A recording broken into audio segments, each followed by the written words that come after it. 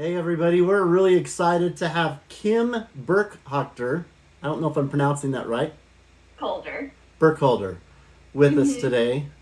She's good friends of ours. Nell really connected with her. She's on YouTube and Instagram. And Her and her husband are just amazing. They have an amazing story with Lyme disease and some other things. And so we are really excited to get into her story. So, with that, welcome. Thank you. So happy to be here. Where did you grow up? Where are you originally from? Sure. So I live in Indiana and I've lived in the same town my whole life. And I had a great childhood. I had my parents and two older brothers. I was actually homeschooled. So I went to kindergarten, but after that, my mom taught me school and it opened up so many awesome opportunities for me. I started a paper out with my mom and my brothers when I was 6 years old. I did that until all the way through high school. My parents started a coffee catering business when I was in middle school. And so I was able to work with them and learn a lot of skills, serving people, business skills, stuff like that at a young age. I think I was in middle school when they started it. Wow. And I worked with them pretty much until I got married. And then also with being homeschooled, I was able to help my dance instructor at a really young age of like 13. I think I started helping her. And then by the time I was 16, I was able to take on my own classes. And then that's what I do when I can for work now. So Teaching really, really, dance. yeah. Wow. So being growing up here has been awesome. And the way that it worked out with being able to, do school around a schedule, I was able to experience so many things early on, which I'm so grateful for now, when I was feeling up to those kind of things to be able to do them. Yeah. And so as you were growing up, it sounds like did you have any siblings? I mean, was it just normal Yeah, life as so a I kid? have my two older brothers.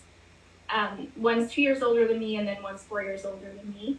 And one lives in Florida now, and the other one lives about an hour and a half away from us now. And then my husband and I, we've been married since 2014, so coming on 9 years, which is crazy. Congratulations. But yeah, so he also has some siblings, so I have some in-laws now, and all within the past year of each other.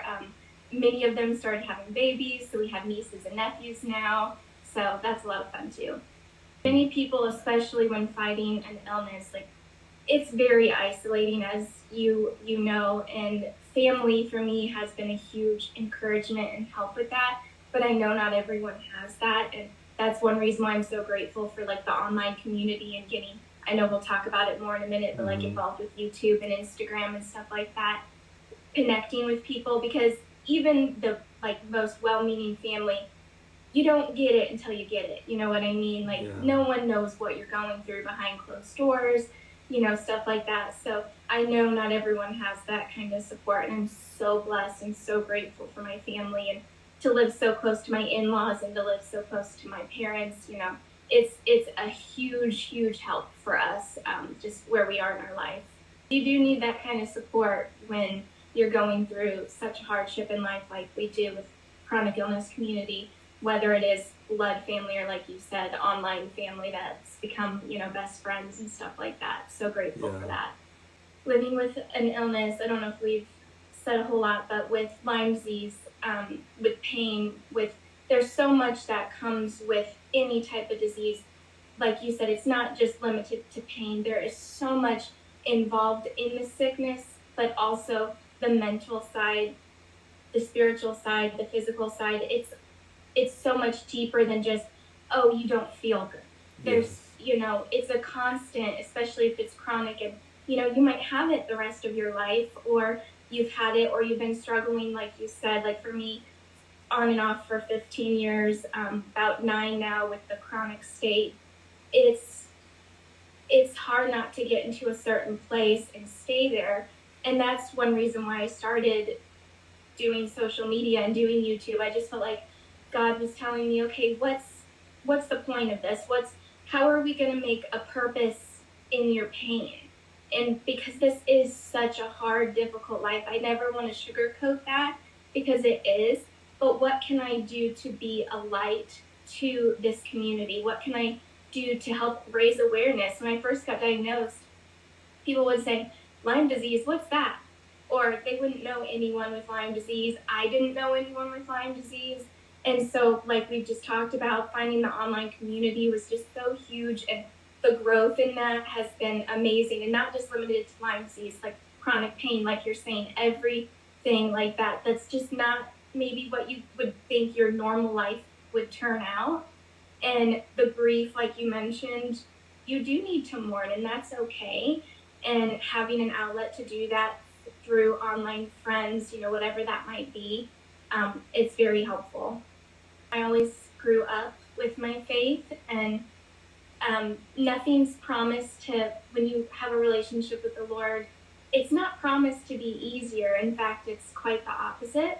And, I always, heard that and saw that in the Bible and believed it, but life was quote unquote pretty good, pretty, easy Yeah, until I to know. this chronic state. And then you have to look a little deeper and say, Mm-hmm.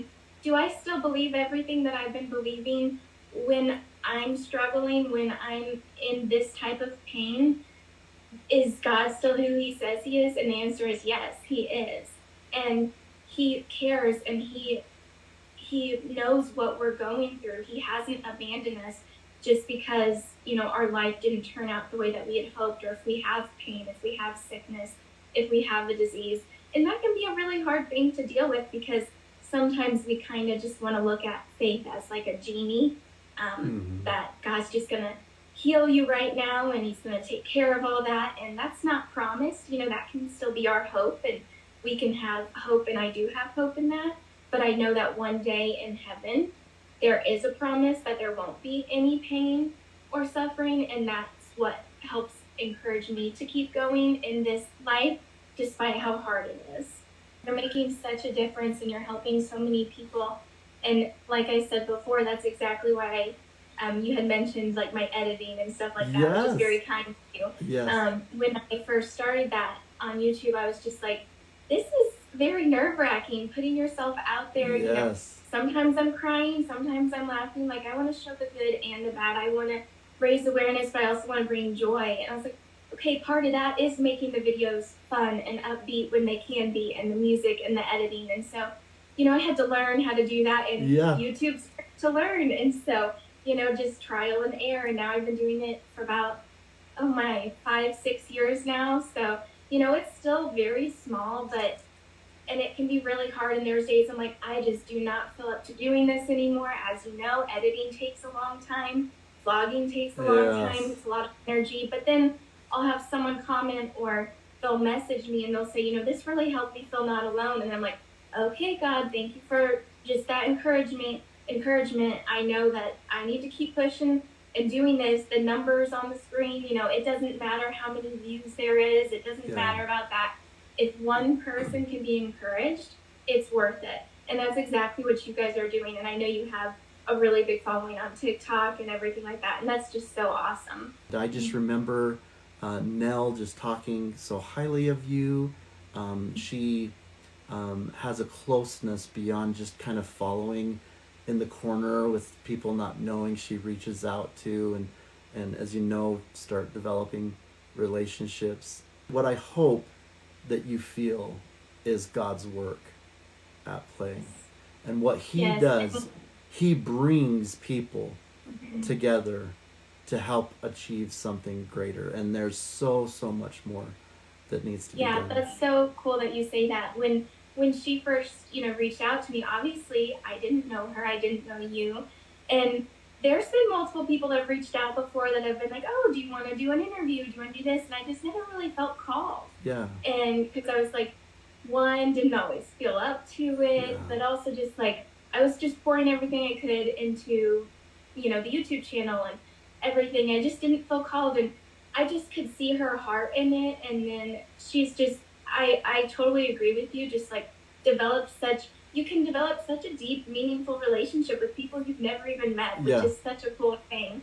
And then to see how God has worked throughout this past year of us, talking and getting to know one another, and ultimately, now being able to talk on here, which is cool. Let's go ahead and talk a little bit more about when you started to feel that something was different as you were growing up. How early did that start?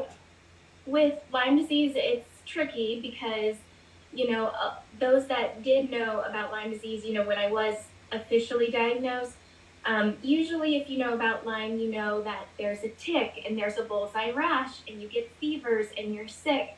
And then you go to a doctor and they give you maybe a few weeks or a few months of antibiotics, and then generally you're good. Mm-hmm. However, that is very often not the case.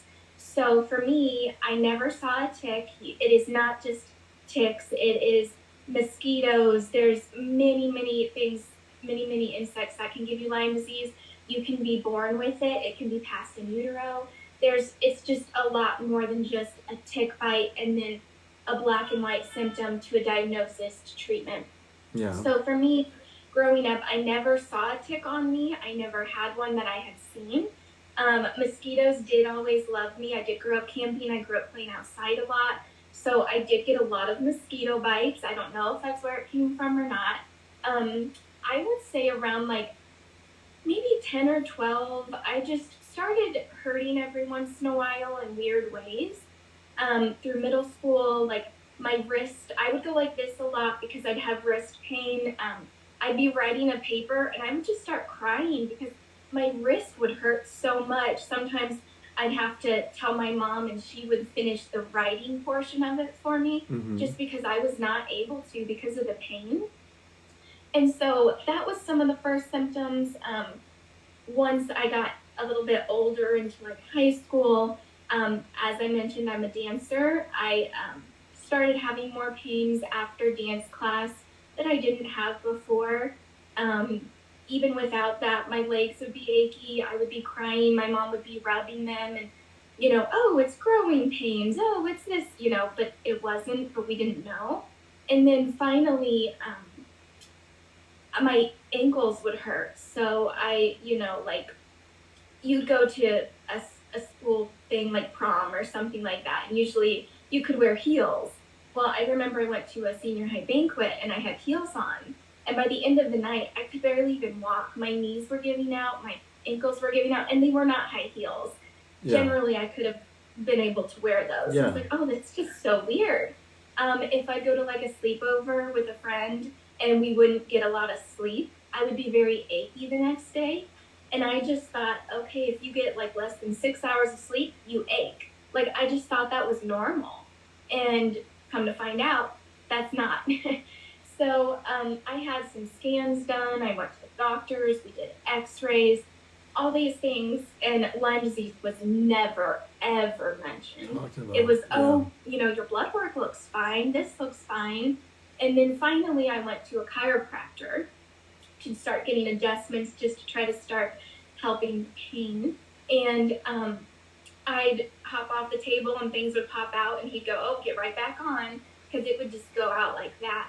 And I told him some of my pains, like my wrist, and he's like, oh, it looks like you have tendonitis. Come to find out, most 15-year-olds, 16-year-olds don't have tendonitis. Mm-hmm. It was inflammation caused from Lyme disease. We just didn't know. And then in high school, I would get fevers often. I would get sick. We just thought I had a low immune system. In church, I always worked with the 2 and 3-year-olds. I was teaching dance at that time. So we just thought, okay, 3 days usually after I'm around kids, I just get a fever. That's just my normal. Yeah. Again, that's actually not that normal, but didn't have answers. So fast forward a few years, in 2014, when my husband Kyle and I got married, I was doing like, especially now I look back, like if I felt like that, I'd say I'm great, Yeah. But there were still things every once in a while, like when we were prepping for the wedding, I made sure I had flats because I knew my ankles would hurt if I wore heels all. But I didn't really think anything other than that. Well, a few months, honestly, just like a month or 2 after we got married, my symptoms started to get stronger, and I just felt off. Mm-hmm. I was like, why am I feeling so off? Like, I was the happiest, like, physically I've ever been in my life. Like, just married my best friend. We're having a wonderful time being married, enjoying our life. Like, it was good. It was so good. And I started feeling a little anxious, and I hadn't really felt that way. Sometimes when I was younger, on and off, but never to this degree. I started just feeling heavy, and Wow. I just felt like I couldn't even hold myself up. And so we started saying, like, I was 21 but turning 90 kind of thing, because I was just starting to hurt. And then my wrist went out of place. And I was still teaching dance at this time. Back then, I taught a lot more classes than I do now. Mm-hmm. And I would call Kyle on the way home just crying. I'm like, I am hurting so much. And I have done this all my life. Like, even though it is physical work, it's nowhere near dancing like I used to when I was in high school. I'm teaching, I'm able to, not give it my all in a sense. It's 3 to 5 year olds for my younger classes, 7-year-olds, 10-year-olds, 11-year-olds. So I'm not having to like physically strain myself a ton to where I should be hurting the way I was hurting. Mm-hmm. So we had a nutritionist friend who actually helped us a lot growing up, because my brothers and I had some allergies and were allergic to dairy. And my mom tried tirelessly to figure out what was wrong. She would literally be laughed at the doctor's office when she would mention, do you think it could be an allergy? What about this? But nothing ever came of it. And then come to find out, this same nutritionist friend, she helped her, and we stopped having dairy, and all of our issues that we had growing up went away. Wow. We were getting, my brothers had tubes in their ears multiple times. I was about to. All that went away. We didn't have the issues anymore because of the dairy allergy. Anyway, the same friend that's the nutritionist, when I started having these issues, talked with my mom, and she said, you might want to have her tested for Lyme disease. And we were like, Lyme disease? What? Why in the world would we think that? But obviously I am tirelessly wanting to have an answer. This is very hard. This is exhausting. I'm so sick. I'm crying all the time. I'm in so much incredible pain. And so, long story short, when I went to a Lyme literate medical doctor, we call them LLMDs, after going to a few other doctors before this, they tested me for Lyme disease. And through IGeneX Lab, which is one of the best for testing, because unfortunately testing is very inaccurate, for one, and I did test positive. And so it was a shock. Yeah, And it also was just like, okay, so what do we need to do? And I'm very into natural remedies if possible, but I absolutely am not against any other type of medical remedies either. And I was encouraged to go the antibiotic route just because I was so sick. So long story short, I did about 2.5 years of extensive, very aggressive antibiotics. And yes, it helped to a degree, but these side effects were starting to outweigh the good. And it was very bad. It got very hard, and mentally, physically throwing up all the time. Like, I was just very, very sick. And after a certain point, I was like, I just don't think, we prayed about it a lot, I don't think I'm called to continue on this antibiotic road. Mm-hmm. But before I continue with me, at the same time, about a year after I was diagnosed, Kyle started showing symptoms. And it was just very bizarre. I was like, why in the world are you holding your wrist?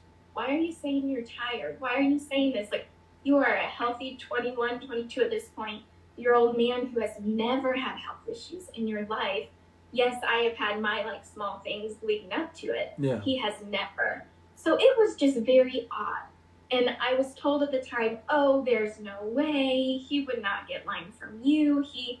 It's just stress. You guys are going through so much. Well, fast forward a few months, tested, he had Lyme disease as well. What are the odds Lyme of that? disease, That's crazy. Yeah, so he started, thankfully, because we were able to, catch it so soon for him. He did a little over, I think, a year of antibiotics, and he got into remission. So that's awesome, and that's always been an encouragement for me. He'll still have like flare-ups and things like that, and sometimes I can tell like he's more tired than he used to be and stuff. But we do live a very difficult life in general, so that can sometimes play a role in how your body feels too when you're already struggling with a disease. But thankfully, he has been doing so well the past 7-8 years, and he really doesn't treat anymore, so that's awesome. But so after those antibiotics, I decided to switch to herbals, and I have been doing herbals on and off ever since. I focus on diet and detoxing. I also have, it's called MTHFR, which makes it very difficult to detox. Lyme disease is also never just Lyme disease. It also has co-infections.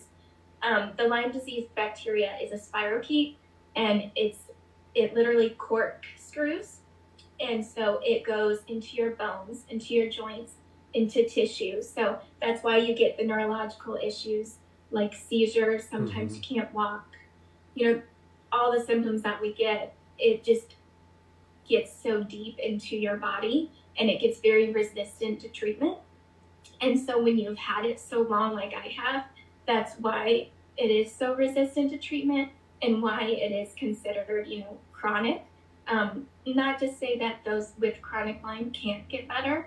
Many do, and I still have hope. And that's one reason why I fight every single day, and I still do my treatments, my diets, limiting toxins and detoxing and stuff like that. But yeah, that in a nutshell is pretty much how I got to my diagnosis and symptoms and stuff like that. I remember Nell telling me a little bit about how that's part of also what she's learned about you is, the decisions that you make in taking care of yourself, right? With your diet, like you said. We love Young Living too, not paid by Young Living, but I know that you love your oils, and so we love Young Living essential oils as well. This is a testament to the invisible illness.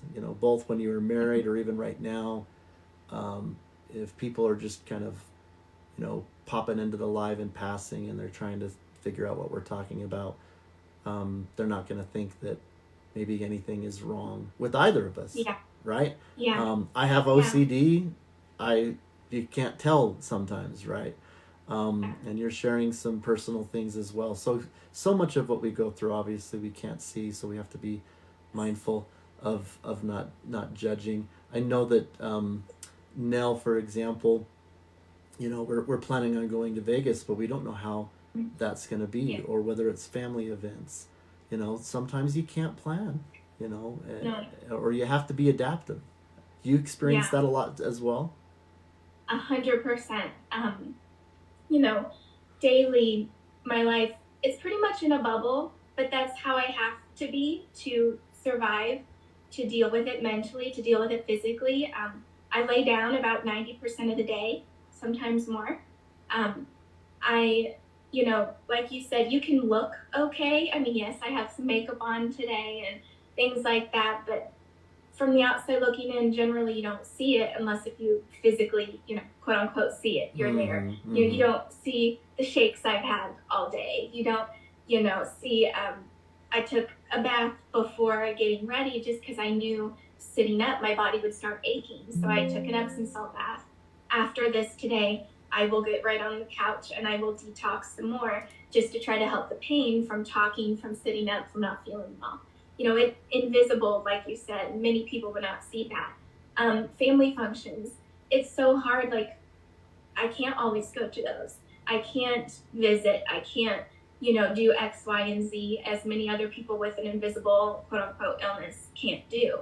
Whether that's not having children, not being able to be in a relationship, not being able to have a job. I know we've talked about me working a little bit. Most of the people at my job, would not know that I'm sick. I have some that know because they have found me through YouTube, or some of them have, their kids have danced since they were 3 and they're in high school now, and they've kind of seen me go through what I've gone through. We might be friends online. But I have to I hate to say pay for it, but you pay for it. You have to prep in order to do things. So when I go to work, I only work a few hours a week now. I used to work many more. I used to teach mini classes, and now I only teach 5 or 6 classes, and that's when I can. And when I'm not there, I'm treating, detoxing, resting. It's just this cycle, but it's what I have to do to survive. Every day is a fight, and that's why I take such I make it such an important role of just sticking to my diet. Not everyone needs to do this, but for me, this is what I need to do, and it is a sacrifice. Some people can say ignorant things like, "Oh, I wish I could lay down and watch TV all day. I wish I could have a sauna in my house. I wish I could take a bath." But they don't realize we are literally fighting for our lives. Yeah. We are in physical pain. We are treating. We have side effects from our illness. We have side effects from our treatments. We have side effects from going out and doing the job to pay for these treatments that insurance do not cover because of quote unquote invisible illness. Mm-hmm. There's so much that goes into it that people wouldn't know. And so that's why I do make it a priority to take my detox baths, to walk my mile, which I could not always do.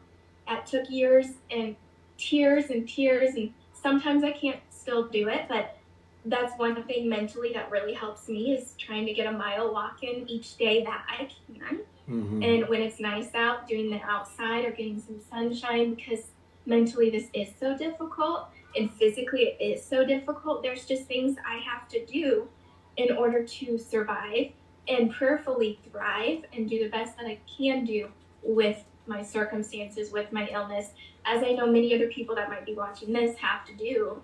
Yeah. And it's a sacrifice. It's not a day at the spa. Yeah. It's not just like everyone that you've talked to too, if they had a choice, they would choose feeling better and working a full-time job than their full-time job being healing and staying alive.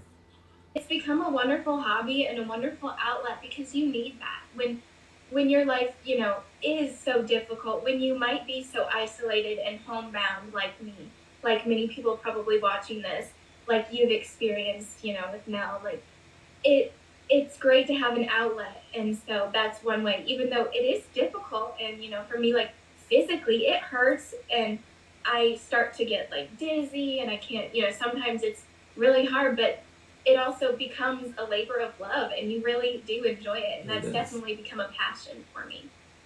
And even with that effort, you one of the things that Nell talks about is how she's been able to find ways to serve that she didn't always view were in society serve worthy, or oh no, this is what you really need to be doing before we can kind of see you as a servant of the Lord, right, kind of thing. But that's challenging mindsets, and she's been part of influencing mindsets. And if you can do something right from your bed, that is not of less value. Amen. Yes. Oh my goodness, I'm so glad you said that. That's so true, especially someone like that grew up in church and grew up helping out a lot. And there's nothing wrong with doing that, but it's also okay when you can't. Mm-hmm. And it's kind of funny. Actually, in our sermon last week, our minister had mentioned something along the lines of sometimes when you've prayed, been like, "Lord, I'm trying to help you. Help me help you," and it's almost comical because God doesn't need that. It's like, instead, okay, Lord, show me where I can be a light. I watch church online now just because I get so overstimulated. It's too much on my system. Yeah. And so I'm not able to do those things that I was able to do before. And that's absolutely fine. That doesn't mean there's no way that we can serve. And so just in our life, how we are and how we can showcase through such difficulty is a light. That's a ministry. And so what you guys are doing, that's a ministry. Through YouTube, that can be a ministry. Just every interaction is a ministry. And so that is so true. It might not look how you thought, but God can use everybody. We're not supposed to fit in this just mold of, okay, do this, and that. That's not how faith works anyway. It's not a work-based thing. not how that goes. But sometimes we can put ourselves into that and think that's how it should be. But when we're open to it, yeah, God can definitely use and idolize or use what we have. And speaking of that, that's one reason why through social media, I have a small following. It's not large, and I am perfectly fine with that. But I'm like, how can God use me through Instagram? So one way, in May actually, Lyme Disease Awareness Month, for the past couple years, I ask anyone that wants to share their story. But I also reach out to a lot of brands that I love, especially the non-toxic ones, because I'm like, okay, how can I help anybody? Maybe getting a product they wouldn't normally use, an herb they wouldn't use, a vitamin, something fun like a natural self tanner, face wash, whatever that may be, a non-toxic shampoo, anything, any company that's willing to work with me. You get a lot of no's because, oh, you don't have 10,000 followers. Oh, you're not verified. But you also get some yeses. And so it's a lot of work, but it is so much fun to talk with the brands and work with the products and make fun reels with it, and then do giveaways for the month of May, to help raise awareness. And you don't need to have Lyme, you don't need to have an illness to enter, but it's just a wonderful way to raise awareness and to have some fun.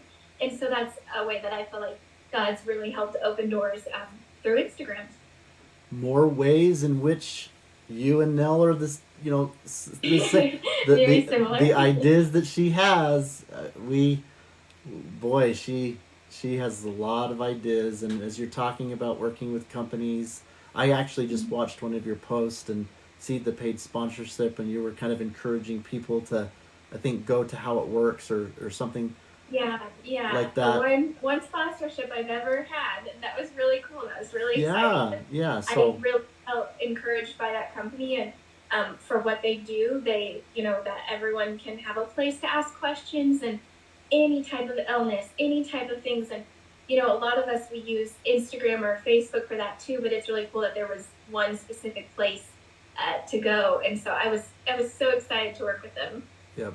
So thank you for your example and your inspiration. Another inspiration and example that I look up to, Soft White Underbelly. I don't know if you watch him, but he interviews people in California that come from all walks of life. So anyway, he's somebody that I look up to as well. Awesome. Well, let's talk about what's your hope for all of this for others. What are you hoping happens? I know I've kind of touched base a little bit, but I really feel like if I can encourage one person, it's worth it. It like I said, it gives purpose in my pain, because sometimes I can feel so discouraged. I've been treating for so long. I desire this, and it's not something that's wrong to desire, of being healthy. I would hope that I could do this or that, or whatever that might look like. But my hope is that I can be a light, that I can encourage people in Christ, that I do hope for healing too. I hope that I can, there's a reason why I share what I share. And like I said, if one person can be encouraged, if one person can find a tool that's really helpful for them, if maybe one of the treatments that I've done really helps someone else, that's so awesome, because we need resources. Not everyone has that. Like I said, when I started, I did not know at all what I could do. I learned so much online. And so my hope is just to encourage those that are suffering, but also encourage those that aren't, to live their life the best that they can, to be understanding, to help others, because many people like me with an invisible illness, they could use help, whether it's cleaning their house, cooking a meal, donations financially, to a treatment, or having a movie night with them because they've not seen friends in months because they're too sick. Or if they can, going on a short walk together. Oh, I love being that. understanding. Yeah, have a movie night. Have a movie night with them, right? Yeah. If you can, right? I mean, it's like... Yeah, sometimes it's not even in person. True. It can also, like this, it can be over text. I have many friends that I have literally when we're crying, we're sick. Oh, do you want to watch Friends? Okay, which episode? And then we'll text her in it. Yeah. It's such a great way because we don't get to see friends very often. We don't have maybe a physical community Yeah. that we can be around very often because, like me, you get overstimulated around people, you're exhausted, you're sick. It's just very difficult. But that doesn't mean the desire to have friends, the desire to be with people goes away. You're not choosing to want to, be alone all the time. That's not something you desire. Yeah, I can't tell you how many people we love to go. Going live on Saturday will help increase how often Nell is on the live. So we're working there one a week, but we love going live through the week. And That's I awesome. don't how many people have watched Teen Mom with us, right? And we joke about that, but you're fun. But you're right in that it's a very real thing. I mean, certainly if we were to meet you in person, it's absolutely not going to be, who is this stranger, right? So it's just a very real thing that technology's been able to bless our lives and how spirits and minds can connect in a community that's globally. Absolutely. Absolutely. And that, a lot of people can look at social media as like a negative thing. And I feel like this is kind of helping change that. This isn't just our highlight reel, showing the reality of our lives and learning other people's symptoms and being there for other people and encouraging other people. I say this always, like, my DMs are open. My DMs are always open because I want people to reach out to me if they need a friend, if they want prayer, if they just need to cry. Like, I am here for you. That, again, going back to what is your hope, that is my hope. I hope that I can help in any way because no one should have to go through, what I've gone through and have to do it alone. I know that you've been that for Nell. I appreciate that. Thank you.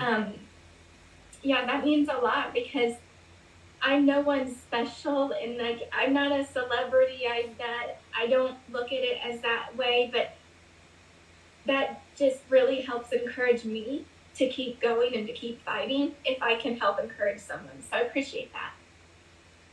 Yeah, absolutely. Big loves from us. Thank you.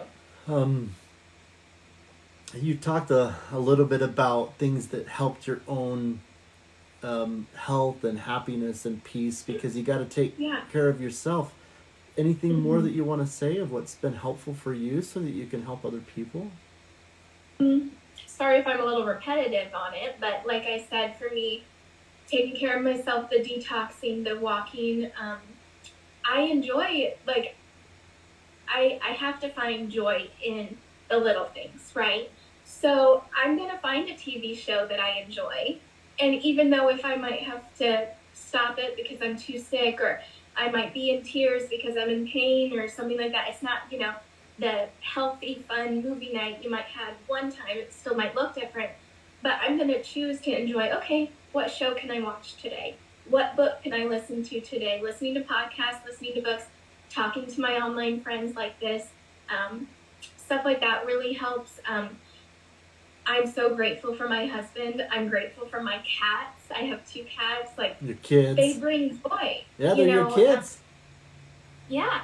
They really, it's so helpful. They snuggle me, they're here. I remember at one point, a couple years ago, I was alone and I started having a seizure and they were right there with me. And sometimes I just, they know, they're there with you. And so I'm having the joy of my pets. Many people have pets and say the same thing, but it really helps. Something as simple as opening a window and getting fresh air when I feel stuck, when I'm feeling that deep sadness that comes with being so sick for so long, or whatever that may be. During the summer, I take a few months off of working just for a little break because it is so strenuous. I still do YouTube and stuff like that, but from teaching dance for the most part, I still run a fun little princess dance camp a couple days. But I love going outside in the summer. Sunshine is it helps those aches, it helps those pains. It's rejuvenating to me. Going on the walk outside and just looking around and saying, "Oh, I'm so grateful for those birds that I'm hearing. I'm so grateful for this beautiful green grass. You know, I'm grateful for the dishes in my sink, even though it can get very um, overwhelming when you don't feel well. You know, you want to take care of your house. You want to be able to do all these things, and sometimes you can't. But sometimes just changing my mindset, well, I am grateful that I have arms to do these dishes when I can do it. I'm grateful for the chair that I'm sitting on while doing these dishes. You know, focusing on little things, because, you know, sometimes you say, oh, one day at a time, 1 week at a time, 1 month at a time. A day can be very long. An hour can be very long. A minute can be very, very long if you are suffering without relief. And so I say focus on 1 second at a time often, because sometimes it can feel like you cannot, how in the world can I deal with this any longer? But guess what? You do. You got through that second. Maybe it was horrible and it was miserable, but you did get through it. And you are worthy, and I want everyone hearing this to know, like, you deserve to be here, you deserve to live, you deserve to keep fighting for your life. And I just ask that everyone continues to do that, because I know how hard it is and how discouraging it is. So focusing on those little things of what I can choose to be grateful for, I find very helpful. And social media is a huge part in that as well. Gratitude. I love that 1 second at a time as well. Because sometimes that's all I can handle. Yeah. Well, and you said earlier also about a willingness and sharing the not so pretty moments.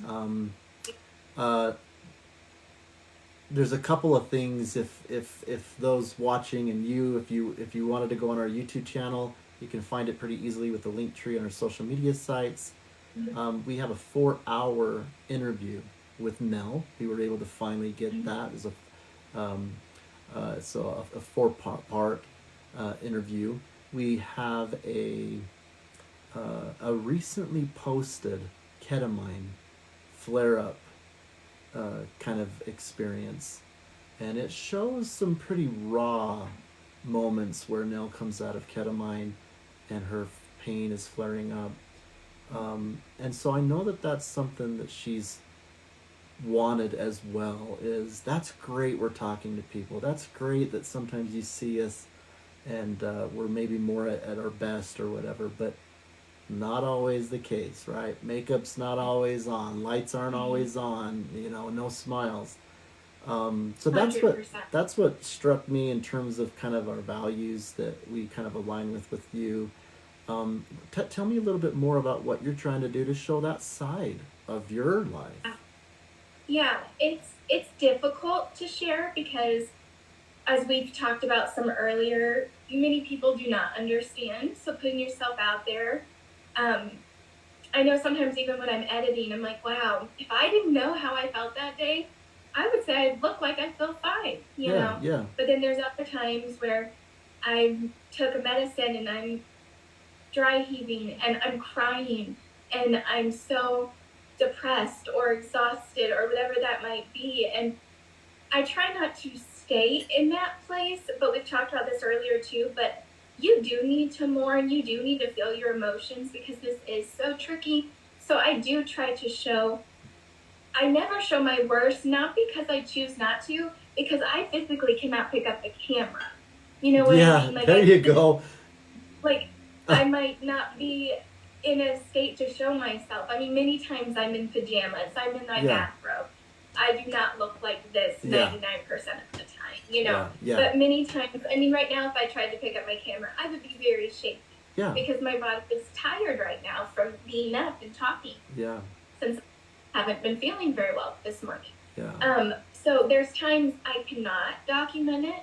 So I've definitely never been able to show, obviously when I've had a seizure, I'm not thinking, let me get the camera / I can't. Yeah, because I got to share everything. It doesn't. Exactly. It doesn't mean and that. So, yeah, it doesn't mean we don't have worse days than what we're showing. You're seeing what we can show, and I do show the hardships. I cry. I talk about hard things, like my desire to have children and I've, right now at least it's not an option with my health.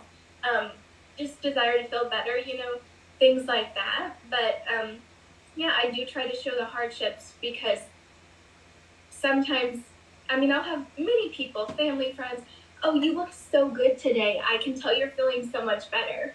Well, they don't know that I was just in the back room crying, trying to pull myself together because I feel so sick, you know? It's true. And Yeah. so that's one reason why I do show, because I had, many loving people say, how are you doing? Or they wouldn't understand. And so one way to see this is to show that hardship, to be raw, to be real, and say it's okay to cry. It's okay, to reach out during those good hard times. But I don't want to ever put a false pretense, when you're seeing, I do try to make the vlogs fun and entertaining too. I share when we do travel. But I also am going to show after travel what I look like to a certain extent when I can. I'm going to show that I'm not doing well emotionally, even though all my family might be out there having fun. I might be in here crying, and that's part of it too. I'm not just going to show the good part because it wouldn't be real. So I do want it to, showcase the realness. And when I do show that, that has been when I've had people reach out and say, this helped me see I'm not alone. And so that helps give me the courage too, to show that realness, to show those tears, to show those unflattering angles, all that goes with it too. It's ironic that some of the, as we call it, negative or behind the scenes, when people see that authenticity, at least as we're trying to live our most authentic life, that actually is more potent for people. It's really easy to look anywhere and find just the prettiness of life. But who's putting themselves out there in a way that makes them feel very vulnerable? And it changes fast. If you watch that video with ketamine, I think it was in a 6-hour period. And it shows that we were driving, and Nell and I were just fine. And we get under ketamine, and she's in a different state now completely. And then she comes out of ketamine, and she is in some of the worst pain that you could see someone go through. And then by the time we get home, and we're still on live with some of our friends, she does get to a point where she's come to, and we're laughing a little bit. Yeah. In 6 hours. Yeah. So. Yeah, and if you didn't show that, people just would not. They would not believe you. Ever be able to grasp. Yeah, or believe, like, well, how come you're smiling? Yeah. Well, I can still smile. That most people would not, because I try to always say, like, well, imagine getting sick. Think of your worst days, but that never goes away. But there's a lot more to it than that. Yeah. That's kind of like the broad term I sometimes say to explain. But yeah, if you can look okay, you can smile, you can laugh.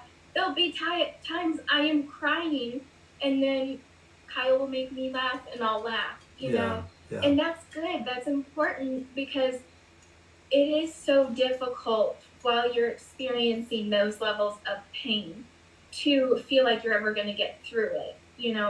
And when it is such a daily thing, some people with their illness, they might go weeks without feeling sick. They might be, and that's how it is. For me, I physically have felt sick every single day since I've gotten to the point that I have. Yep. But if I didn't, change my Instagram to be how it is, and I just showed little pictures here and there, no one would have known. No. No one would have seen. I remember, visiting family a few years after the fact, and people will say, well, why aren't you going out to eat? I'm like, I physically cannot sit up that long. I cannot be around and be like, oh my goodness. And I'm like, sometimes I forget so many people still have such little understanding of what you might be going through. Yeah. And so, and not that that's a negative, like, obviously they didn't mean anything by it. Yeah. Anything, they just wouldn't know. Yeah. Because that's very hard to comprehend when you're physically, able-bodied as well. Yeah, and it doesn't mean that they're not going through things, and that's what that means is they're Absolutely. so ignorant that, oh, what could be possibly so wrong, you know. And it also doesn't mean that there's not a place for privacy. It is okay to have some things be private, A and hundred percent. to try to just find that balance, right? You know, and that, Yeah. you know, being authentic and transparent doesn't mean let me show you every little thing to the point where now my health is being jeopardized to my own Yes. personal health or my Yes. relationships. So, Yeah, that's so, so true. There's times I can't pick up the camera for weeks at a time, or mentally or physically, whatever that might be. And that's okay. And I've had people write me before and say, I don't want my social media, I don't want people to know that I'm sick. And I was like, that's fine. You don't have to. The reason why I share is because I felt the Lord calling me yeah, to, yeah. but not everyone has to.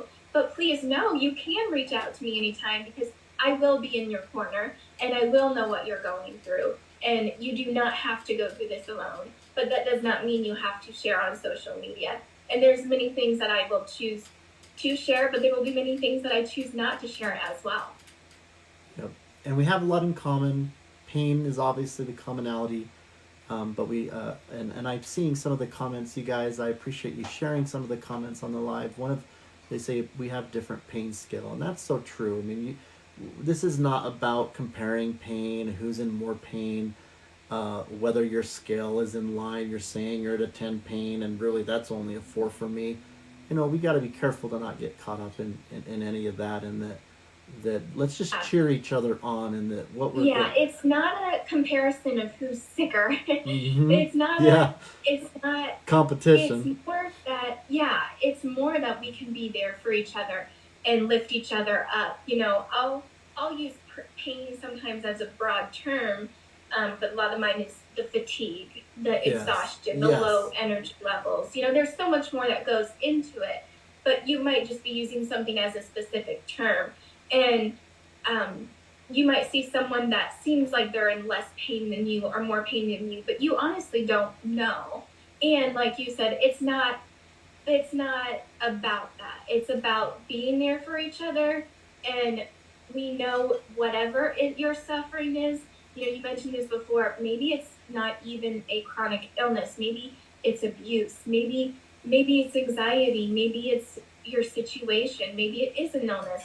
Whatever it may be, everyone goes through stuff. And Yes. it's not a comparison. But we can be there for each other through it. And sharing your story doesn't mean it has to be a comparison, and it's not, oh, look at me, I'm sick, or oh, even woe is me. It's, I just want to be a light, and so I'm going to share this. But yeah, everyone does have different levels of pain and suffering, but it's still valid, whatever the level may be.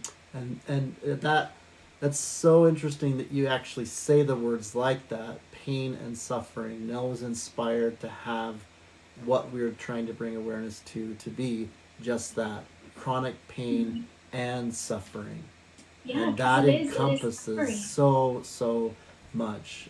Nobody Yeah. should feel excluded, or I've even had one person wondering if they should be interviewed because they had cancer and they're in remission now, so they don't feel worthy because people that are being interviewed are still going through things. And so we need to be careful to not have that be the way that we're thinking, right? In terms of, Not at all. uh, And that's encouraging.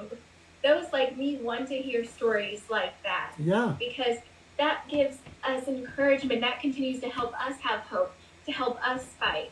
I think that everyone's story is so encouraging in different ways. Like sometimes I know people say it can be really hard when I see all these other people getting better and I'm not. Sometimes they'll mm-hmm. say, oh, it can be really hard when I see people still staying sick. There's so many different people and so many different stories. Let's take from everyone's stories and use theirs as an encouragement versus, well, mine's not like that. Amen. We've interviewed over 70 people in just our short period of 2 years, So and amazing. I cannot tell you the I'm sure.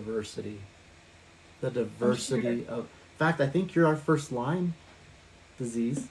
And so thank you uh, for like I said, sharing and having people become more educated about that. But yeah, the stories are so diverse, And so every one of them, it is absolutely not a sit down for an hour and 15 minutes and it's like, I'm hurting, next, I'm hurting.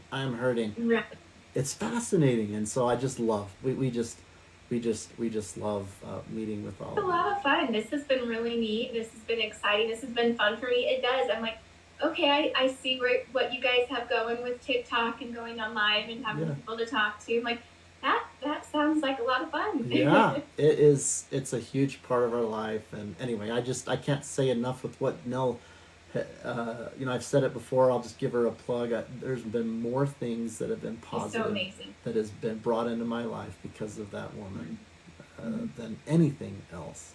So she is a keeper for sure. I love her to death. So. Her heart is just so awesome. She is. She is. She's amazing. What are some of your goals as we 10 minutes ish, 15 to kind of wrap up? And I know we don't want to overdo it with you. What are some of your goals in terms of kind of next steps of what you're wanting to achieve? So I think that I would just say continuing. Like I said, sometimes if I look too far ahead, it can be a little bit discouraging because there's things that I had, hoped and wanted at this point in my life, at this point in my treatment. But my goal is to just continue. I think if I had to choose one word, it would be continue. Persevere, keep going. I really pray all the time, Lord, please use my YouTube channel. Please use me in a way that I can.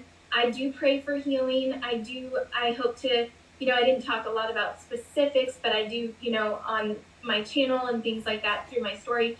I pray that my treatments work. I, just want to keep fighting, and I want to keep fighting in a way that encourages others, and then hopefully through more healing can encourage others in that way too. I want to take every day as it comes, and I want to choose to enjoy life because, as I said before, life is worth living despite how hard this situation is. I hope to be able to, feel well enough to be with my nieces and nephews and family more. I've talked about it a little, like when I can. It's very, very hard, but I do enjoy traveling. Maybe once a year to visit family, or when a family goes on vacation. There's many times I felt like I just can't, but I've kind of changed that mindset of, well, I'm not going to feel great and I might pay for it, but I still want to live the best that I can and enjoy this beautiful life versus being stuck in my bed all the time. There are times that is needed, so I don't want to diminish that. Yes. But I just want to keep fighting for that every day, and I just hope that I can be a light for Christ. I absolutely love that. 5 minutes before we're in the stadium in Vegas, Nell may be wondering whether she can even show up because she might, you never just know. And so it's just trying can I stand? Can I handle it? And so just trying to have the best quality of life, knowing that you don't have to exclude everything. You can kind of adapt. And what does that look like for you? Yes. Yeah, exactly. Kind of like what I talked about before. Like, I might be in a little bit of a bubble, but I do find it to be helpful because then I can clean my house. I can, when I can, unload my dishwasher. I can edit. I can vlog. And then when I feel up to it, if, it might be few and far between, but maybe have a friend come over to watch a movie. Right. Or, like try to enjoy my evenings with my husband, stuff like that. Teaching dance is a huge thing. I hope to and pray that I can continue because it is physically and mentally taxing. But I'm so grateful I've been able to continue to do that, whatever capacity, even if it's 1 class or 5 classes. I hope to continue doing that as well. I love it, and hopefully, if it's not obvious, I love how she explains her goals aren't a tick list or a bucket list. I don't know how many times that you said just a continuing, just a day by day. That is a goal to just continue. It is, and it can be so easy to compare other people's life. We've talked about that some, and goals or how you used to be if you didn't always deal with this, or maybe you have always dealt with whatever you're going through. your goals might look different than others, and that's okay. And I know it can be difficult, but yeah, I think that setting some, like, obviously it's good to have goals, but sometimes if it's so unrealistic, that can just bring more discouragement Yeah. and Yeah. more sadness and more hardship through it. But continuing to see the light in each day, to find the joy, the one thing you're grateful for that day, you know, view it, in those kind of steps versus, well, I just want to be better and I want to do X, Y, and Z. Maybe doing a little bit more realistic for your health or your life, whatever you're going through. And she also talks a lot about gratitude through it. A continuation doesn't need to be drudgery, Yeah. misery. We have enough that we kind of fight against with that. Gratitude for just the littlest things can really go a long way. Finding joy in the littlest of things can really help me. What is the most important lesson that you think that you've learned from all of this? My goodness. I don't know if I could just like pinpoint one thing, but again, this is for me because of my faith. But I have learned like life isn't just about me. Um, and I say this delicately because it's not wrong to want to feel better. There's no, wrong in desiring that. That's a very basic thing that obviously everyone does deserve, even if we don't have that. It's not that you're not deserving or anything like that. But I have learned that it's not all about me. And so again, how am I going to be a light? How can I make the most of my life that the Lord has given me? And not always focus on what I want or wanted or what I don't have. And how I can just continue to, I'm going to just keep saying it, continue on. Because I think that I thought, my life would look a certain way. When we first got married, we're like, yeah, Lord, please use us, yeah. Mm-hmm, mm-hmm. And then He did, and it's like, that's What not did I ask exactly what for? I had in mind.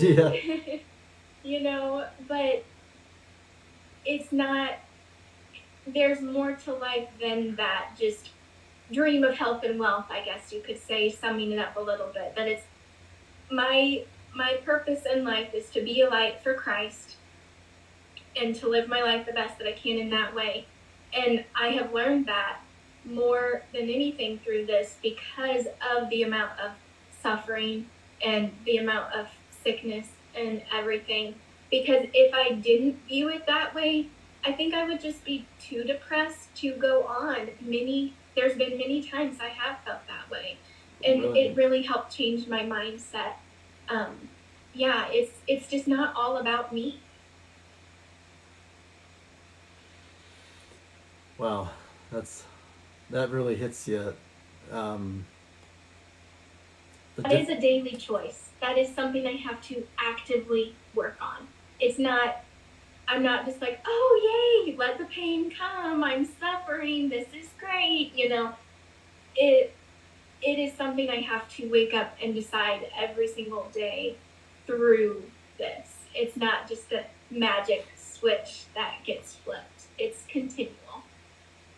There's differences between self-care, selfishness, self-absorption, challenge to try to separate all that so that we don't get hung up in one or the other. Yes, so true.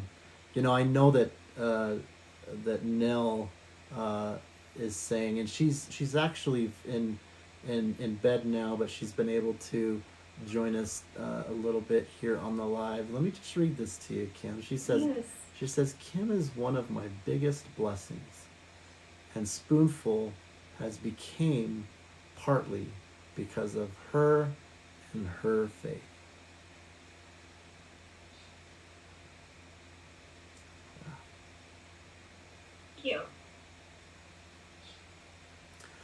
Thank you. I appreciate that. Yeah, you bet. You're a big part of what we're doing, and as special as she is, as special as technology, the people that we connect with, God. What I think makes it most special is the coming together that has just been lacking for too long.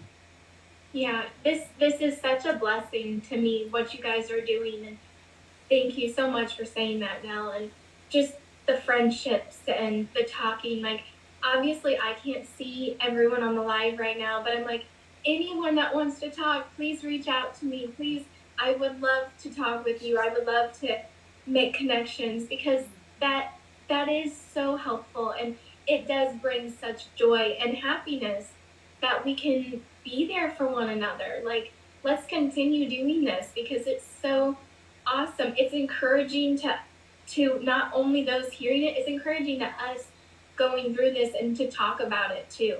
Tell people how they can connect with you and follow you right now. As of now, you can go to Instagram. In the Limelight is my handle on there. That's also my handle on YouTube.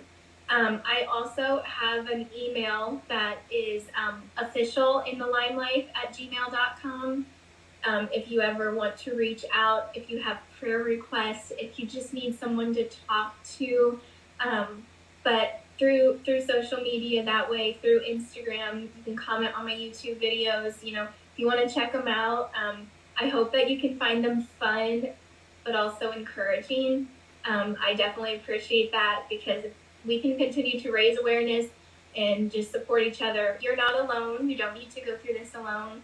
No matter how isolated you might feel, please reach out and just know you're loved and you're worthy. Keep going, and you have a wonderful support system here with everyone.